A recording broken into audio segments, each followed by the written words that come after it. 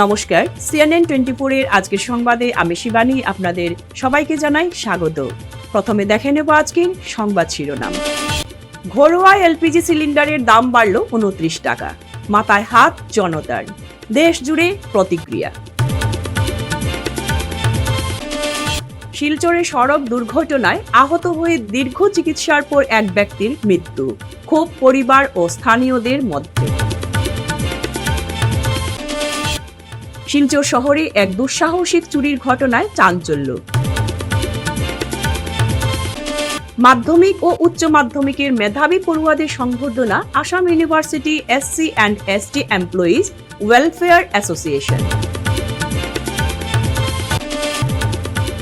এবারে আজকের বিস্তারিত সংবাদ। ফের বাড়ল রান্নার গ্যাসের দাম। ঘরোয়া এলপিজি সিলিন্ডারের দাম 29 টাকা বাড়ল। দিল্লিতে একটি এলপিজি সিলিন্ডারের দাম 913 টাকা থেকে বেড়ে হয়েছে 942 টাকা। রবিবার 7 জুন থেকে এই নতুন মূল্য কার্যকর হয়েছে। বিশেষজ্ঞদের মতে পশ্চিম এশিয়ায় চলমান সংঘাত এবং আন্তর্জাতিক জ্বালানি বাজারে অস্থিরতার কারণে দাম বৃদ্ধি। উল্লেখ্য, এলপিজি ঘরোয়া সিলিন্ডারের মূল্য বৃদ্ধি 29 টাকা। এর জন্য নাগরিকের মাথায় হাত।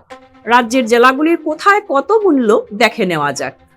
জোরহাট 957.50 টাকা, বোজালি 984 টাকা, বাক্সা 999 টাকা, বরপেটা 984 টাকা, বিশ্বনাথে 1007.50 টাকা, বঙ্গাইগাঁও 976 টাকা, কাছাড় 1076.50 টাকা, চড়াইদেউ 957.50 টাকা, চিরাং 976 টাকা, দরং 999 টাকা, ধেমাজি 1007.50 টাকা, ধুবড়ি 992.50 টাকা, ডিব্রুগড় 941 টাকা, ডিমা হাসা 1100.50 টাকা, গোয়ালপাড়া 975.50 টাকা, গোলাঘাট 958.50 টাকা, গুয়াহাটি 991 টাকা, হাইলাকান্দি 1085 টাকা, হোজাই 1014 টাকা, কামরূপ মেট্রো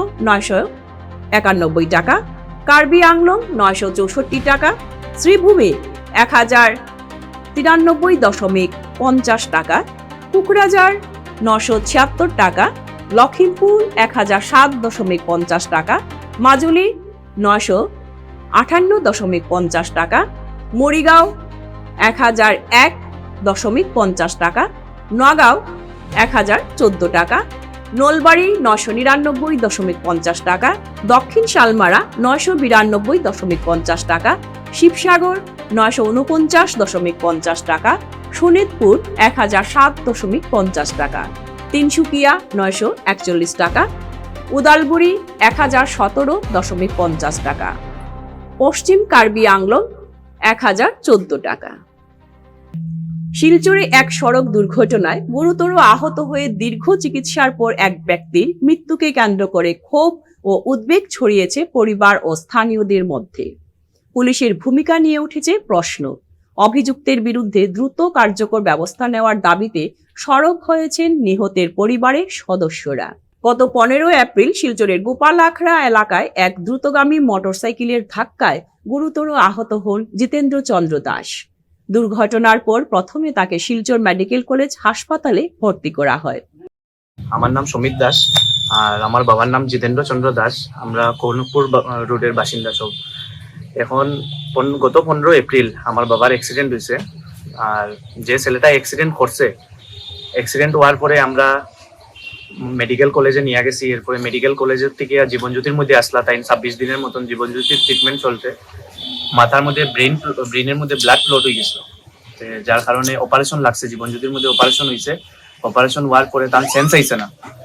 বিগত 1.5 মাস থেকে আমার বাবা বহুত বড় অ্যাক্সিডেন্ট হওয়ার পরে সাফার করছেন এরকম ভাবে। তার এখনো সেন্স আইছে না দেখিয়া আমরা নিগ্রিমস নিয়ে গেছি জীবনজ্যোতির থেকে। নিগ্রিমস এখানেও 2 সপ্তাহ তাই আসলা। এরপরে নিগ্রিমস থেকে আমরা বাসাত নিয়ে আইছি। আবার পরে তান বাসাতেই তাই মারা গেছেন। আর বাসাতে মেডিকেলে নিয়ে গেছি বাসার থেকে, তখন তাই মারা গেছেন। হ্যাঁ, আজকে এতদিন হয়ে গেছে। আমরা প্রশাসনের কাছে আমরা কেস ফাইল করছি। যেদিন অ্যাক্সিডেন্ট হয়েছে পরের দিন কিন্তু এখন পর্যন্ত কোনো মানে ইয়ে পাইছি না। আমরা এটা ন্যায্য মানে ইয়ে লাগে, বিচার লাগে, যেটা আর কি মানে আমরা বাবার লোকে এরকম হয়েছে। যে ছেলেটা অ্যাক্সিডেন্ট করছে তার নাম কি? তার নাম হলো গিয়ে কেশব নাথ। বাসা কোন এর বাসা করিমগঞ্জ নিলাম বাজার, হে সামানন্দ লেন 9 নম্বর গলিত বারাতা, হাউস নম্বর 5। অ্যাক্সিডেন্টটা কোন জায়গাতে? অ্যাক্সিডেন্টটা হইছে গোপালাকড়ার সামনে। কিতার লাগে আছে? গোপালাকড়ার সামনে বাইকে অ্যাক্সিডেন্ট করছে। বাইকটা খুব স্পিডে আইয়া বাবারে মারছে পিছন দিকে। ফুটপাতের উপরে একটা ল্যাম্পপোস্ট আসলো কারেন্টের, এখানে গিয়া তাই বাড়ি খাইছেন মাথার মধ্যে। বাড়ি খাবার পরে তো তাই মানে পুরো অজ্ঞান হয়ে গেছেন এখানের মধ্যে, অনেক সময় নিচে আছে। এরপরে আমরা হসপিটাল নিয়ে গেছি, এখান থেকে যাওয়ার পরে মেডিকেল কলেজ থেকে জীবনজ্যোতির থেকে নেগরিমস, এরপরে নেগরিমস থেকে আমরা এখানে আনলাম। বাসা দেওয়ার পরে তার মানে অক্সিজেনের ডেফিসিয়েন্সি হয়েছিল। আমরা মেডিকেল কলেজ নিয়ে যেতে আসলাম, রাস্তার মধ্যে তাই 31 তারিখ সানডে সকালে তাই এফআইআর করছেন? এফআইআর করছি আমরা করার পরে এখন সদর থানার মধ্যে এফআইআর করছি। এফআইআর করার পরে তো এখন পর্যন্ত হে কোনো মানে ইয়ে হয়েছে না, আসামি অ্যারেস্ট হয়েছে না। প্লাস হের লগে আমরা কোনো যোগাযোগ নাই। হে অ্যাক্সিডেন্টের পরে একবারও হে আমরা লগে যোগাযোগ করছে না। সদর থানায় মামলা দায়ের করা হলেও এখনো পর্যন্ত অভিযুক্তের বিরুদ্ধে দৃশ্যমান কোনো পদক্ষেপ নেওয়া হয়নি বলে অভিযোগ পরিবারের। রবিবার আয়োজিত সংবাদ সম্মেলনে উপস্থিত ছিলেন দীপ ভট্টাচার্য, হীরক দেবনাথ, প্রকাশ পাল, কিশোর পাল, রিপন পাল, জয়শ্রী দাস, ধ্রুবজ্যোতি দাস ও বিশাল আচার্য সহ অনেকেই। শিলচর শহরে এক দুঃসাহসিক চুরির ঘটনায় চাঞ্চল্যের সৃষ্টি হয়েছে। সদ্য নির্মিত একটি বাড়ির সম্পূর্ণ বৈদ্যুতিক ওয়ারিং এর তার কেটে নিয়ে পালিয়েছে চোরের দল। যেটা শিলচর শহরের মধ্যে নজিরবিহীন, ওয়্যারগুলো কেটে একটা ওয়্যারিং পর্যন্ত নেই, একদম চলছে। এর মধ্যে ওয়্যারিং চলছে, এই ওয়্যারিং এর রেখেছিল, এই ওয়্যারিংগুলো কি তো পক্ষে সম্ভব নয়। তাদের জন্য তো ওরা কোনো রকম মজদুরি করেও পাবে না। উপরেও দেখুন কি অবস্থা, নজির নেশাগ্রস্ত ছেলে।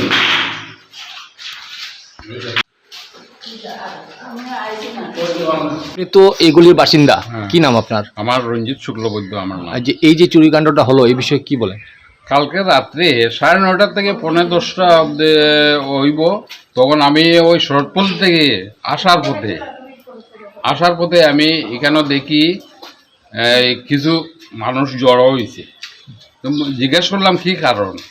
তখন কইল যে একটা ছেলে এখানে বস্তা নিয়ে বসাতে আসিল, আর একজন ভদ্রমহিলা আমরা পাড়ারই তাই দেখে নিয়েছেন। তারপরে সে এখান থেকে বাঁচছে বস্তাটা রাখিয়া। ওই বস্তাটাতে দেখা গেল পরে কিছু ওই আছে তারগুলা পেঁচানো বস্তার মধ্যে। এরপরে অনেক মানুষ জমা হইল। জমা হওয়ার পরে দেখা গেল অমিত আইলো। অমিতকে যে কইলাম আমরা যে তুমি গেটটা খুলো, দেখো তোমার গরনে কিছু নিছে বা তোমার গরনে লুকাইয়া বই রয়েছে ছেলেটা।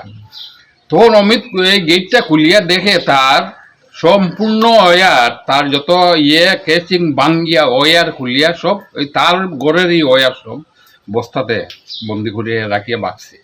তখন অনেক খোঁজাখুঁজি করলাম আমরা সবাই মিলিয়ে, অনেক মানুষ জমা হইলো, অনেক খোঁজাখুঁজি করলাম। খোঁজাখুঁজি করিয়া তো কিছু পাওয়া গেল না ওই রাত্রে। তখন প্রায় 11টা বাজে আমরা তখন যার ঘরে চলে গেলাম।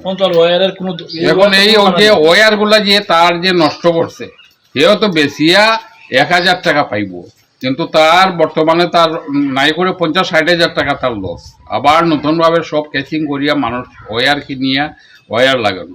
এই অসামাজিক কার্যকলাপ আমাদের যে গলির মুখে কিছু আছে, 2টা বার, একটা ওয়াইন শপ, গলির মুখে কিছু অসামাজিক কাজকর্ম, ছেলেরা সন্ধ্যার পরে এখানে থাকে, নেশাগ্রস্ত ছেলেরা, ওই এরারই দ্বারাই এইসব কাজ আমাদের গলিতে হয়। হ্যাঁ, তাই আমি প্রশাসনের কাছে আমি অনুরোধ করছি, আমরা এই গলির মুখে বা এই 2টা বার আর একটা আছে ওয়াইন শপ, এই দিকে কিছু নজর রাখার লাগে, বা আমরা গলির মুখে কিছু অসামাজিক কাজকর্ম চলে, এগুলোর দিকে একটু নজর রাখার লাগে প্রশাসনের কাছে বিনম্র অনুরোধ। এমন ঘটনা শিলচরে এই প্রথম বলে মনে করছেন স্থানীয় বাসিন্দারা। মাধ্যমিক ও উচ্চ মাধ্যমিকের মেধাবী পড়ুয়াদের সংবর্ধিত করল Assam university SC and ST employees welfare association. একই সঙ্গে ক্যারিয়ার কাউন্সেলিং এর এক প্রোগ্রাম আয়োজন করে সংস্থা। রবিবার শিলচর আম্বেদকর ভবন প্রেক্ষাগৃহে অনুষ্ঠিত এদিনের এই সংবর্ধনা সভায় এবছর মাধ্যমিক ও উচ্চ মাধ্যমিক পরীক্ষায় 70% বা তার অধিক নম্বর নিয়ে কৃতিত্বের সহিত উত্তীর্ণ হওয়া শতাধিক ছাত্রছাত্রীদের সংবর্ধিত করা হয়েছে। সংস্থার সভাপতি প্রফেসর রমাকান্ত দাসের পৌরোহিত্যে আয়োজিত সংবর্ধনা অনুষ্ঠানে প্রধান অতিথি হিসেবে উপস্থিত ছিলেন আসাম বিশ্ববিদ্যালয়ের উপাচার্য প্রফেসর রাজীব মোহন পন্থ। রিসোর্স পার্সন হিসেবে উপস্থিত ছিলেন আসাম বিশ্ববিদ্যালয়ের প্রফেসর অভিজিৎ কুমার দাস, ডক্টর বিশ্বরঞ্জন রায় ও ডক্টর ঋত্বিকা রাজেন্দ্র। বিশেষ অতিথি হিসেবে উপস্থিত ছিলেন অধ্যাপক ডক্টর মানালি লংমাইলাই। তাদের বক্তব্যের নির্যাসটুকু উপস্থাপন করা অত্যন্ত সংক্ষিপ্তভাবে। আমি এতক্ষণ বসে বসে যে নির্যাসটুকু বা আমি অনেক কিছু শিখেছি, অনেক কিছু জেনেছি, যেটুকু আমি বুঝতে পেরেছি আজকে অতিথিদের বক্তব্য থেকে, সেটা হচ্ছে, আমি আগে বললেন এক সাহিত্যের ছাত্র, আমি খুব মন দিয়ে শুনছিলাম সবার বক্তব্য, বিশেষ করে যারা রিসোর্স পার্সনেরা যে কথাগুলো বলেছেন এই সবগুলো আমার কাছে নতুন মনে হয়েছে এবং বসে বসে ওইখানে মনে হয়েছিল ডক্টর বিশ্বরঞ্জন রায় যেটাকে স্কিল ডেভেলপমেন্ট বলছেন, তাহলে আমার সাহিত্যে কি কোনো স্কিল ডেভেলপমেন্ট আছে? সঙ্গে সঙ্গে মনে পড়ছে গুরুদেবের একটা কবিতার লাইন, সোনারতরী কাব্যের একটা কবিতা আছে, কবিতার একটা লাইন আছে, কাটিতে কাটিতে ধান এলো বরসা। এটা যদি সাহিত্যিক দিক ধরি আমরা, তাহলে স্কিল ডেভেলপমেন্ট আমি ছাত্রদের কি বলবো, কিভাবে বোঝাবো? বোঝাতে হলে আমরা বরাকবাসী যে ধান চাষের কথা বলি, যে ধান চাষ দেখি, এই ধান চাষ কত ধরনের হয় এবং কোন ধান কাটার সময় বর্ষা আসে। বরাকবেলিতে 3 ধরনের ধানের চাষ হয়, আউশ, আমন এবং বোরো। রবীন্দ্রনাথ ঠাকুর তার কবিতার মাধ্যমে যে কথাটা বলছেন, কাটিতে কাটিতে ধান এলো বরসা, এই সময়ের কথা বলছেন। এই সময়ে চৈত্র মাসের শেষে এবং বৈশাখ মাসে যে ধান কাটা হয়, সেই ধান হচ্ছে হাওড়া অঞ্চলের ধান, বড় ধান। এই কথাটুকু, এই তথ্যটুকু যদি ছাত্ররা না জানে, তাহলে ওই যে রবীন্দ্রনাথের কথাই বলা যায় যে শুধু মুখস্থ করিয়া আমি বিএ এম এ পাস করে ফার্স্ট ক্লাস পাইলাম বা 80% 90% পেলাম, এর কোনো প্রয়োজন নেই। সমাজে এর কোনো প্রয়োজনই আসবে। পাথারকান্দির নালুগাঁওয়ের সত্য উন্মোচিত হোক। পাথারকান্দির নালুগাঁওয়ের প্রকৃত বাসিন্দাদের আসল বক্তব্য অবৈধ অনুপ্রবেশকে সমর্থন করা উচিত নয়। আমরা হিন্দু ও মুসলিম উভয় সম্প্রদায়কে সাম্প্রদায়িক বক্তব্য বা মন্তব্য থেকে বিরত থাকার অনুরোধ করছি। সেই দিন 11:30 ভিতরে শুনতে পেরেছি এখানে হুলুসদুল একটা কাণ্ড। হুলুসদুল কাণ্ডে চুর চুর বলে রাজারগাঁও থেকে তেড়িয়ে কয়েকটা মানে দৌড় নিয়ে কয়েকজনকে তেড়িয়ে এসেছে। ওরা মেইন রাস্তা দিয়ে না এসে ওরা গ্রামের ছোট ছোট রাস্তা থাকে যেগুলাতে মানুষ চলাফেরা করে না, এই রাস্তা দিকে এসে তারা পুকুরে আশ্রয় নিয়েছে, পুকুরের জার্মানিতে লুকিয়ে আশ্রয় নিয়েছে। তখন এই যে পুকুরে আশ্রয় নিয়েছে, এই পুকুরের ভদ্রমহিলা দেখেছেন যে বাসন ধোয়ার সময় দেখেছেন যে পুকুরে কেউ আশ্রয় নিয়েছে। তখন ছেলেদেরকে বলেছে এইখানে পুকুরে পুকুরে পুকুরে চুর চুর চুর, ওইখানে সবে চুর চুর বলেছে সেও। আর পুকুরে আশ্রয় নেওয়া, ভালো মানুষ তো কোনোদিন পুকুরে আশ্রয় নেবে না। তাই ছেলেরা সবে মিলে ওকে ধরে, ও দুজনকে ধরে এনেছে, এনে প্রশ্ন করেছে তোমরা কোত্থেকে এসেছ। ওরা কিছু বলে নেই, তাই ওদেরকে গরু চুর বলে বা ডাকাতি বলে মারপিট করেছে। এই মারপিটটা তো মানব, এই মারপিটকে সমর্থন করি নাই। এই মারপিটের কারণ হলো আজকে 3 বছর ধরে, 1 বছর ধরে, বিগত 1 বছর ধরে বেশি এই আমাদের গ্রামে একটাও গরু নেই, 2-1টা আছে। এটা মেইন করে এখন গরুরা মানুষের সাথে ঘুমায়। আর আমরা এই যে বিষ্ণুপ্রিয়া মণিপুরী হিসাবে আমরা সকালে যদি গোবরের ছিটা না দেই আমাদের গল্প পবিত্র হয় না। তাই আমরা প্রত্যেকের ঘরে আমরা গরু রাখি। এই আমরা একমাত্র পশুধন হলো আমরার গরু। এই গরু একটাও নেই। তখন কয়েক মাস ধরে আমরা ছেলেরা ফার্স্টেট, আমরা একটু দুধ খেতে পারি না, আমরা ঘরে গোবর নাই, এই গরু চুরি করে করে করে করে এই পুলিশকেও বলেও কোনো লাভ নেই, বলে বলে এই আলোচনা চলছে। তখন যেই গরু চুর শব্দও শুনে ওরা ছেলেরা মারধর করেছে। মারধর করার পরও আমরা ওদেরকে সমর্থন করি নাই।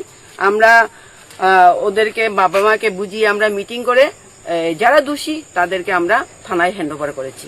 আহতরা মামবাড়ির লোক না, আমরা মামবাড়ির সবাইকে আমরা চিনি, আর মামবাড়ি ও নালুগাঁও সবাইকে চিনি। আমরা মামবাড়ির সাথে সবসময় আমরা একটা ভাতৃত্বমূলক আমরা ব্যবহারে চলি। ওরা আমাদের ক্ষেত গৃহস্থী করে, আমরা তো ক্ষেত করি না, ওরাই করে। ট্র্যাক্টর সব জমিতে ট্র্যাক্টর বানিয়ে সব কিছু তারাই করে, ঘরের কাজও তারা করে। তারপরে আমরা খবর পেলাম যে এইগুলো তো মামবাড়ি বলছে, এইগুলা কারা? তখন তারাই স্টেটমেন্ট দিয়েছে এইগুলা যে ইভিকশন হয়েছে বরদল আর মধুরবন, এই ইভিকশনের মানুষগুলো এখানে শেল্টার নিয়েছে মামবাড়িতে। আর তারা চিনেও না রাস্তাঘাট। তারা রাত্রে 10:30 11টা বাইর হওয়ার কারণটা কি? যদি বাইর হয় তাহলে তারা গার্জিয়ান আসলো না কেন, যারা নালুগাঁও মানুষরা চিনে? তারপরে আমরা খোঁজখবর নিয়ে তাদের কাছে খোঁজখবর নিয়ে জানলাম যে ওরা ভোটার লিস্টের নাম নেই, ওরা বাংলাদেশি রোহিঙ্গা মুসলমান। তাই আমার প্রশ্ন, বাংলাদেশি রোহিঙ্গা মুসলমানকে সমর্থন করে এই যে বরাকভ্যালির নেতা, মন্ত্রী, এমএলএ এই 4 জন এমএলএ শুনলাম কংগ্রেসের, তারা সাপোর্ট করে হুলুস্থুল করছে, এই এসপি অফিস হুলুস্থুল করছে, ডিজিপির কাছে গেছে, এই সেই শুনলাম। আপনারা জানুন এইগুলা এখানের বাসিন্দা না কোনখানের বাংলাদেশি? আরে বাংলাদেশির কারণে বিষ্ণুপ্রিয়া মণিপুরীর মতো এক সনাতনী, পিওর সনাতনী জাতকে ওরা বলছে আমরা জেহাদি। আরে আমরা জেহাদি, আমরা কি এই দোষীদের লুকিয়ে রেখেছি নাকি? মুসলমানরা কোনোখানে গন্ডগোল হলে, এই লাভ জেহাদ হলে, তারপরে মেয়েদেরকে অত্যাচার করলে গার্জিয়ানরা কোনোদিন দোষীকে দেয় না, পুলিশে গিয়ে খুঁজে বের করে। কিন্তু আমরা ঘটনা শোনার সাথে সাথে দোষী, আমরা ভিডিও দেখেছি, দোষী তাদেরকে আমরা গিয়ে থানাতে হ্যান্ডওভার করেছি। আজ শিলচর সদরঘাট রোডে অবস্থিত বরাক চা শ্রমিক ইউনিয়ন কার্যালয়ে বরাক চা শ্রমিক ইউনিয়ন ও চা যুব কল্যাণ সমিতির উদ্যোগে এবারের মাধ্যমিক ও উচ্চ মাধ্যমিক পরীক্ষার প্রথম বিভাগের উত্তীর্ণ বরাক উপত্যকার চা জনগোষ্ঠীর কৃতি প্রায় 250 জন ছাত্রছাত্রীদেরকে ফাইল, কপি ও স্মারক দিয়ে সম্বর্ধনা দেওয়া হয়। সাথে উধারবন্দের নবনির্বাচিত বিধায়ক ও ইউনিয়নের সাধারণ সম্পাদক রাজদীপ গোয়ালাকেও সম্বর্ধনা দেওয়া হয়। অনুষ্ঠানের শুরুতে আমন্ত্রিত অতিথিরা সবাই মিলে প্রদীপ প্রজ্বলন করে অনুষ্ঠানের শুভারম্ভ করেন। প্রথমে সংবর্ধনা অনুষ্ঠানের পর মাধ্যমিক ও উচ্চ মাধ্যমিক কৃতী ছাত্রছাত্রীদেরকে সংবর্ধনা দেওয়া হয়। এ বিষয়ে নবনির্বাচিত বিধায়ক রাজদীপ গোয়ালা বক্তব্য রাখেন।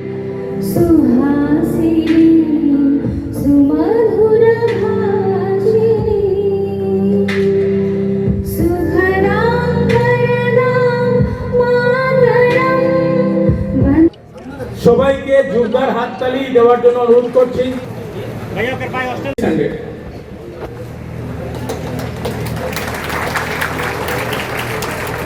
সিদ্ধান্ত কানু ভুয়ালি লক্ষ্মীপুর বিধানসভার একটা প্রত্যন্ত উদ্দেশ্য আমাকে বিশেষ করে ছিল আমাদের ছাত্রছাত্রীদের সম্বর্ধনা।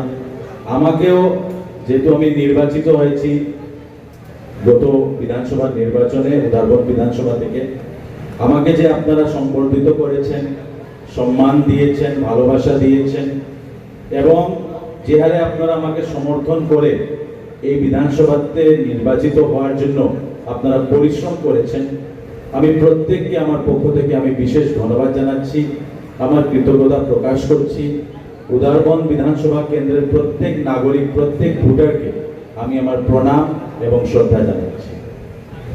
আজকে এই ছাত্রছাত্রীদের এই সম্বর্ধনাতে যারা এখানে উপস্থিত হয়েছেন, আমরা অনেক গুরুত্বপূর্ণ কথা, বক্তব্য আমরা শুনেছি। আমাদের যিনি মুখ্য অতিথি, আমাদের সভাপতি, ইন্সপেক্টর অফ স্কুলস এবং ডক্টর শুভজিৎ চক্রবর্তী মহাশয় যে উপদেশমূলক বক্তব্য ওনারা রেখেছেন, এটা অত্যন্ত গুরুত্বপূর্ণ এবং আমি সবাইকে বলবো আপনারা এই বক্তব্যগুলো থেকে অনেক কিছু আপনারা শিখতে পারবেন এবং আগামী দিনে আপনাদের যে জার্নি, আপনাদের যে আগামী দিনের যে স্ট্রাগল, এটাতে কিন্তু আপনাদের অনেক সাহায্য হবে।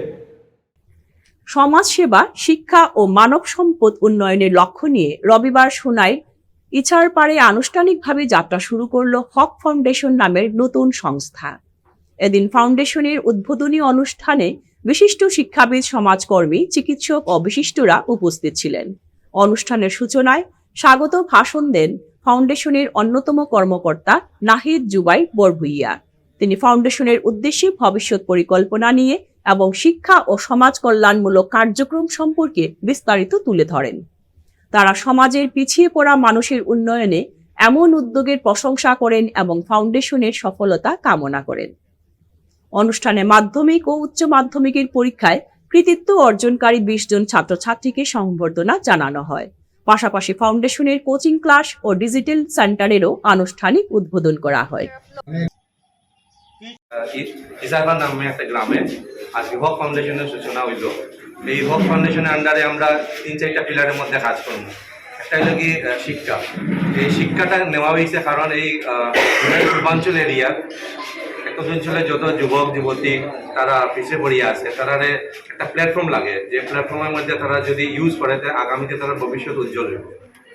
এই উদ্দেশ্য নিয়ে এখানে শিক্ষার আন্ডারে আমরা ছোট 6 আর 7 স্ট্যান্ডার্ডের বাচ্চাদের ফ্রি কোচিং দিয়া স্কুল শেষ হওয়ার পরে যারা গভর্নমেন্ট স্কুলে যারা পড়ে, প্রাইভেটের আপাতত নিয়ে না, তো গভর্নমেন্টের স্টুডেন্টরা 6-7 তাদের বাংলা, ইংলিশ, বিজ্ঞান, অঙ্ক আর সঙ্গে তারা কম্পিউটার শিক্ষা দেবে। কম্পিউটারের মধ্যে হলে কি স্টার্ট টুল কিট একটা আছে, স্টার্ট এখানে রাখা আছে। স্টার্ট টুল কিটের মধ্যে 6টা বই আছে মডিউলসের আন্ডারে।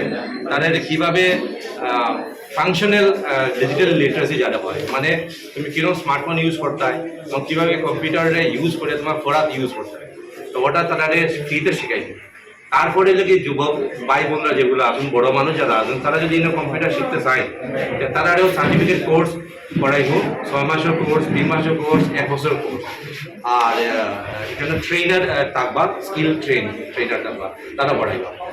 এবং শিক্ষার আন্ডারে আরও কিছু পড়াইব, যেগুলা যে কোনো দিদিরা ছোটো ছোটো বইনরা আছে, তারা কিরকম গ্লোবাল এক্সপার্ট দিয়া, যাদের গোল্ড একটা প্রোগ্রাম আছে GOL, গ্লোবাল মানে US, আমেরিকা বা লন্ডন বা ইন্ডিয়ার বাইরে যারা এক্সপার্ট আছেন তারা লইয়া তারা মেন্টারশিপ প্রোগ্রাম, তারা গ্রামের মানুষেরা ছেলেমেয়েরা তারা বাইরে থাকি এরিয়ার কাউন্সিলিংয়ের মধ্যে বা খালি পড়াশোনা ছাড়াও আগামীতে তোমার জীবনের লাইফে বড় কিছু করতে গেলে একটা যে ডাইরেকশন দিতে হয়, তারা US থেকে বা আমেরিকা থেকে, লন্ডন থেকে, বাইরে থেকে তারা ট্রেনিং দিব। এইগুলো একটা প্রোগ্রামের নাম হচ্ছে গোল্ড প্রোগ্রাম। আর হইল কি বাচ্চারা হইলো বড় মানুষেরা, গ্রাম্য মানুষেরা পড়াশোনার লাগে এখানে একটা পুস্তকালয় যেগুলা ফ্রিতে থাকবো। এবার ছোটো একটা মেম্বারশিপ লাইব্রেরি কার্যক্রম কার্ড বানাই, এগুলো বই থাকবো প্রায় 1500 থেকে 2000 বই।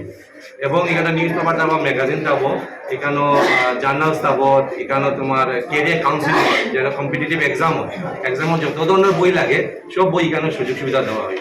এখানে ব্যাংকের এক্সাম দেওয়া, টেটের এক্সাম দেওয়া, নেটের এক্সাম দেওয়া, ইঞ্জিনিয়ার কোর্স করতে চায় বা কেউ সিভিলও যেতে চায়, কেউ প্যারামেডিক্যালও যেতে চায়, যে কোনো ধরনের প্রফেশনাল না হোক সব ধরনের বই পাওয়া যায়। এবং আমার মা বইদের লাগে যারা বড় বইয়া কিছু ইনকাম করতে চায়, তারা লাগে স্কিল ডেভেলপমেন্টের আন্ডারে এখানেও 3 মাসের সেলাই এবং স্টিচিং কাটিং ট্রেনিং শুরু হইব। আমরা আজকে সেট আপ করে দিয়েছি, আর আগামী সপ্তাহে ক্লাস শুরু হইব। এটা 3 মাসের কোর্স থাকবো। 3 মাসের মধ্যে তারা কোর্স কমপ্লিট করার পরে সার্টিফিকেট দেওয়া হইব। এরপরে যদি তারা বড় বইয়া বিজনেস করতে চায়, এইটারও একটা ব্যবস্থা আমরা করিয়া দিব সুযোগ। তারা যেহেতু একটা মেশিন দিয়া বড় বইয়া টেইলারিং কাম করতে হয়। এরপরে নানান ধরনের স্কিল ডেভেলপমেন্টের আন্ডারে যদি তারা বিউটি পার্লার শিখতে চায়, বিউটি পার্লারও কোচিং ট্রেনিং শুরু হইব। আজকের সংবাদ এ পর্যন্তই। নমস্কার।